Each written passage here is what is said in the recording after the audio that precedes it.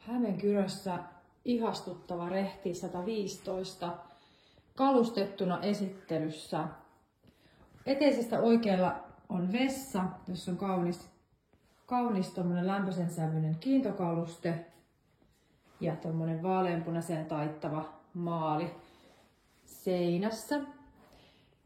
Eteisessä liukupeilikaapit ja sitten vakiolaattaa lattiassa.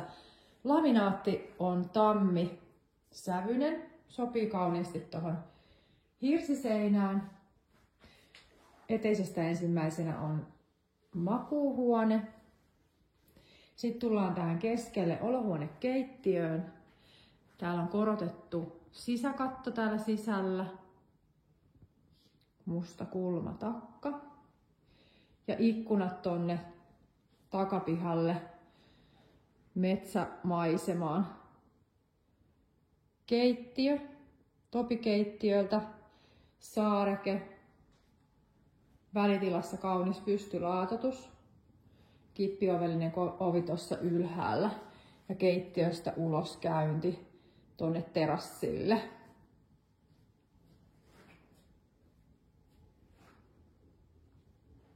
Ja sitten kylmälaitteet, Bossin mustat kylmäkalusteet ja sitten ihana vihreä kodinhoitohuone, josta myös uloskäynti sitten tonne takapihalle. Tekninen tila liukuovien takana, tuossa kalustetta vastapäätä. Kodinhoitohuoneesta on kulku pesuhuoneeseen. Pesuhuoneessa Finlamellin vakiolaatta. Täällä on pieni ikkuna, musta suihku, katossa 6 sormipaneeli, tosi kaunis. Ja sitten musta saunan lasiovi ja musta sauna, sormipaneelia ja sitten todella kaunis pysty laudotettu kuusi tuolla toisella seinällä ja integroitu kiuas. Sen jälkeen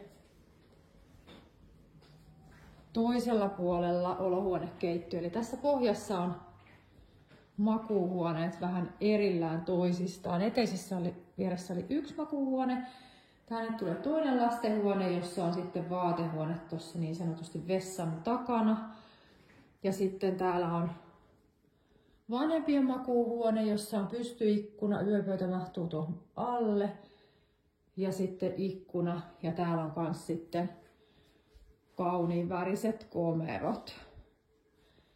Ja toisella puolella on sitten vielä yksi makuuhuone.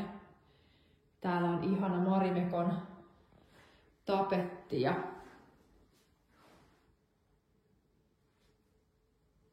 aivan ihanan kodikas kokonaisuus.